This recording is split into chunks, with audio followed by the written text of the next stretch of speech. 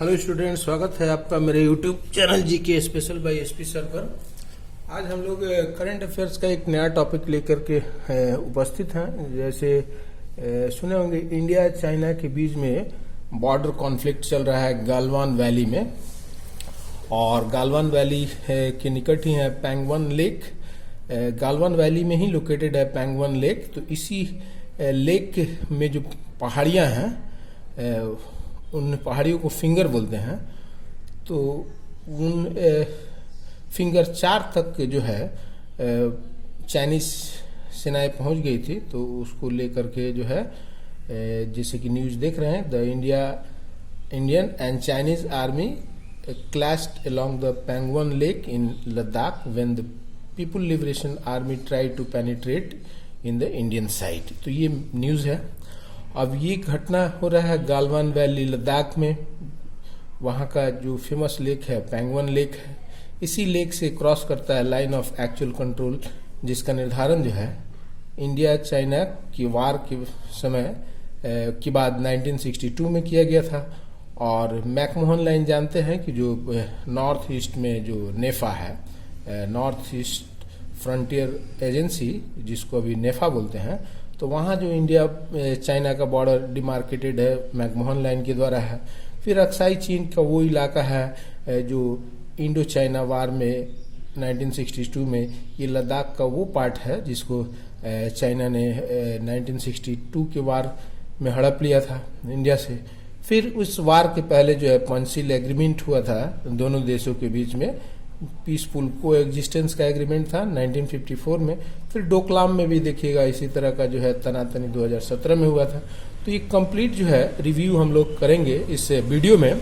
तो अब मेन प्रश्न है कि इस कोरोना संकट काल में, इस जो पेंडेमिक की वजह से हर देश जो है अपने एनर्जी और रिसोर्सेज को जो है लगा रहा है इस महामारी से निपटने में, वैसी स्थिति में चाइना जो है बॉर्डर पर क्यों डिस्प्यूट पैदा कर रहा है। इसी तरह का डिस्प्यूट जो है वो ताइवान के साथ कर रहा है, वियतनाम के साथ कर रहा है, साउथ चाइना सी में हांगकांग का एक अलग प्रॉब्लम चल रहा है। तो ये कोविड-19 जो पेंडेमिक है उसकी वजह से चाइना की जो इकोनॉमी है वो पूरी तरह से कोलैप्स करने की स्थिति में है। वो नेगेटिव ग्रोथ हो गया है। जितनी विदेशी कंपनियां वहां से थी वो निकल रही हैं। लोगों में बेरोजगारी है, सरकार के प्रति असंतोष, नाराजगी बढ़ती जा रही है। तो इससे जो सरकार की लोकप्रियता कम हो रही है, उसके डायरेक्शन को डाइवर्ट करने के लिए चाइना जो है इस तरह के नए नए दुश्मन को खोज करके अपना जो है अपनी लोकप्रियता, जनता के बीच में जो लोकप्रियता उसकी कम हो रही है, उस लोकप्रियता को बनाए रखने के लिए इस तरह के नए नए दुश्मनों की तलाश वो अलग अलग क्षेत्रों में कर रहा है। तो उसी क्रम में इसको आपको देखना चाहिए। तो इसको एक बार हम लोग मैप में समझ लेंगे तो फिर आपको सुविधा होगी।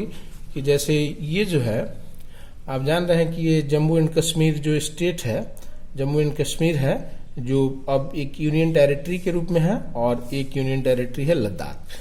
तो ये पीओके है जो पाक ऑक्युपाइड कश्मीर है, और ये अक्साई चीन का इलाका है जिसको चाइना जो है 1962 के वार में इंडिया से हड़प लिया था।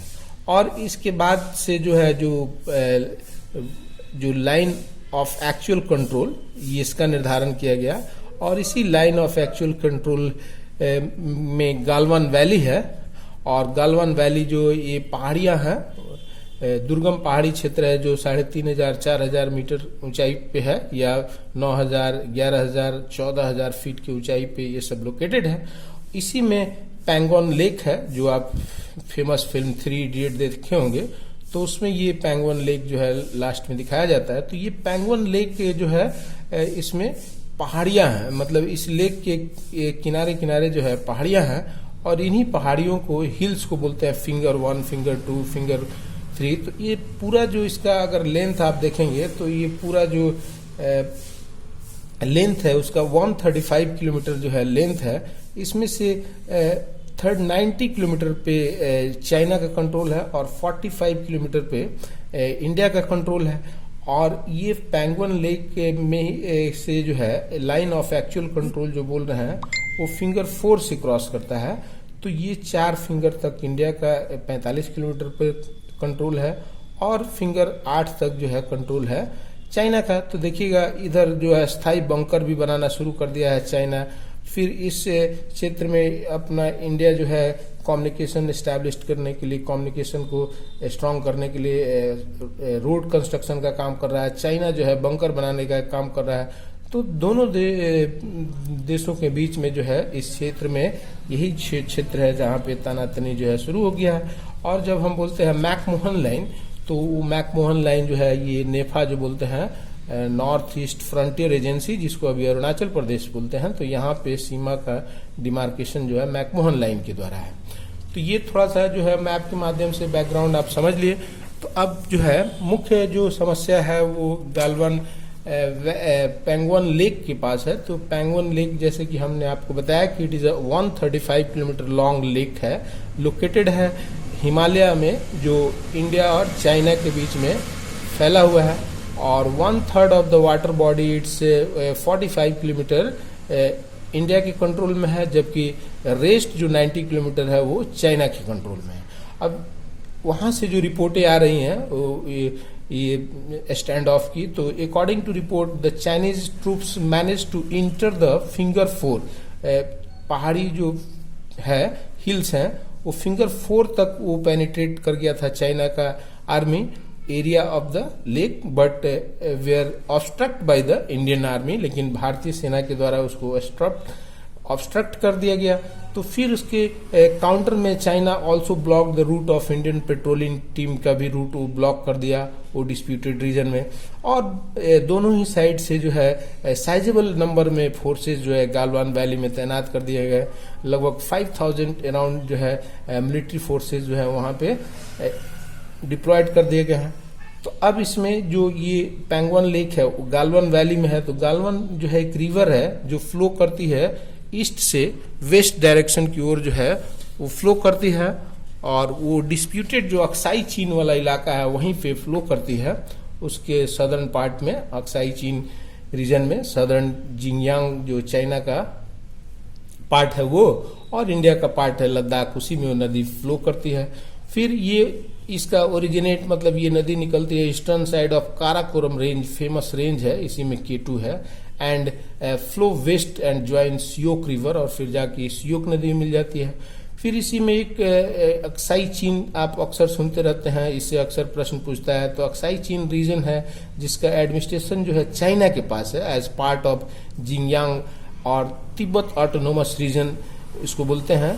तो तिब्बत स्वायत्त शासी क्षेत्र जो है इसको देखिएगा लेकर के अभी जो है अमेरिका जो है मान रहा है कि ये जो है अलग राष्ट्र के रूप में इसको मान रहा है, रिकॉग्नाइज कर रहा है कि ये अलग देश है। वहां का लॉ मेकर जो है कांग्रेस में एक प्रस्ताव लाने जा रहे हैं। तो इससे जो है चाइना और अमेरिका में बहुत ज्यादा कॉन्फ्लिक्ट हो गया है, और चाइना जो है भारत पे दबाव बना रहा है कि भारत जो है अमेरिका के पक्ष में किसी तरह से नहीं जाए।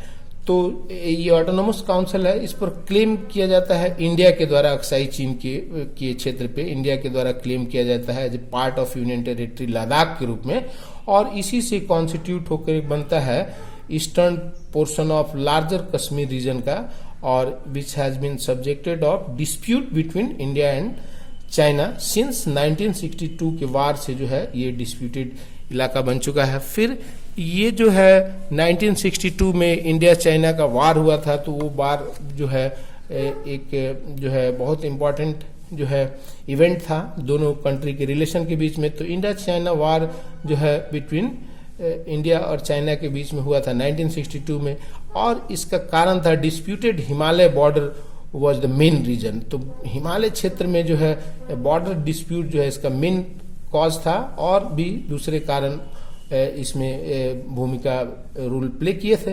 अब इस युद्ध के बाद ही जो है जहां तहां जैसे चाइना घुस के आ गया भारतीय क्षेत्र में, तो वहां पे जो भारतीय क्षेत्र में घुस के आ गया तो वहीं पे जो है लाइन ऑफ एक्चुअल कंट्रोल का डिमार्केशन किया गया 1962 के वार के बाद से। तो it is a demarcation line that separates India's control territory and Chinese control territory और former state of Jammu and Kashmir formed after the 1962 के वार के बाद में ये बना था। फिर फिर उसी तरह से आप सुने होंगे मैकमोहन लाइन, जो इंडिया और चाइना के बीच में जो ईस्टर्न पार्ट है उसमें जो है बॉर्डर का डिमार्केशन करता है। The McMahon line form the northern boundary of Arunachal Pradesh. Arunachal Pradesh का नॉर्दर्न बाउंड्री है। और जहां तक अरुणाचल प्रदेश का बात है तो ये जो है हिमालय के ईस्टर्न पार्ट में है और इसका एडमिनिस्ट्रेशन भारत के द्वारा संचालित किया जाता है, लेकिन चाइना के द्वारा उस पर क्लेम किया जाता है। तो चाइना के द्वारा क्लेम किया जाता है क्यों? क्योंकि ये जो नेफा वाला क्षेत्र है ये इसको जो है पंचशील समझौता के माध्यम से भारत जो है तिब्बत को मान लिया था कि तिब्बत जो है चाइना का पार्ट है, और चाइना तब ये कहता है कि जो नेफा का पार्ट है या अरुणाचल प्रदेश का पार्ट है ये साउथ तिब्बत का पार्ट है, इसलिए चाइना जो है उस पर क्लेम करता है। The area was the focused, ये जो है फोकस्ड में था 1962 के वही वार में। मैकमोहन लाइन जो है इसका प्रस्ताव किया गया था सर हेनरी मैकमोहन के द्वारा एट शिमला में कन्वेंशन हुआ था 1914 में, और उस पर साइन किया गया था ब्रिटिश रिप्रेजेंटेटिव और तिब्बतियन रिप्रेजेंटेटिव्स के द्वारा। फिर नेफा जो टर्म आता है नॉर्थ ईस्ट फ्रंटियर एजेंसी, नेफा जो है एक पॉलिटिकल डिवीजन था ब्रिटिश इंडिया में, और बाद में रिपब्लिक ऑफ इंडिया का भी वो पार्ट रहा अंटिल 20 जनवरी 1972 तक इसको नेफा बोलते थे, when becomes the union territory of Arunachal Pradesh. तो फिर और जो है 1972 में वो यूनियन टेरिटरी बन गया 1972 में, और फिर उसको राज्य का दर्जा मिला 20 फरवरी 1987 तक। तो ये नेफा की कहानी है।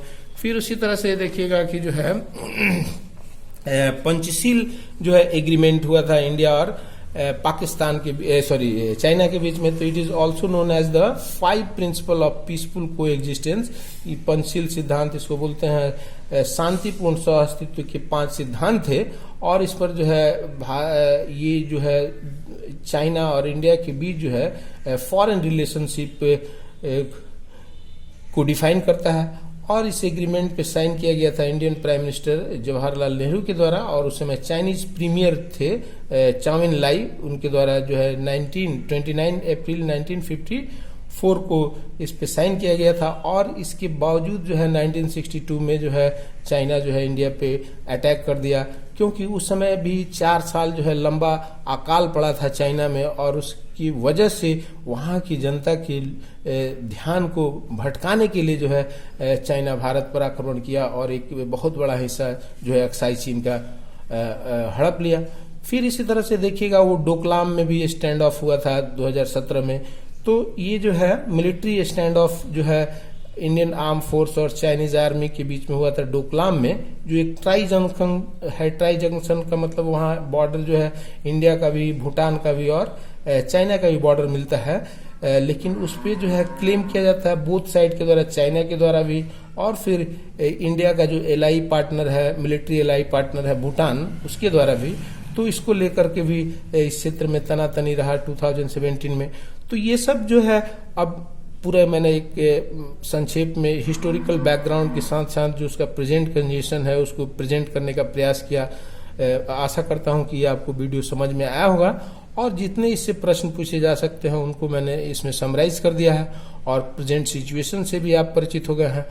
तो इस तरह का मैं करंट अफेयर्स पे वीडियो बनाते रहता हूं ताकि आपके एग्जाम में भी सहूलियत हो, और आपका जो हिस्टोरिकल बैकग्राउंड्स है या उससे संबंधित जो नॉलेज है वो भी इन्हांस होते रहे। तो वीडियो ये देखने के लिए बहुत बहुत धन्यवाद। नमस्कार। वीडियो में बस इतना ही।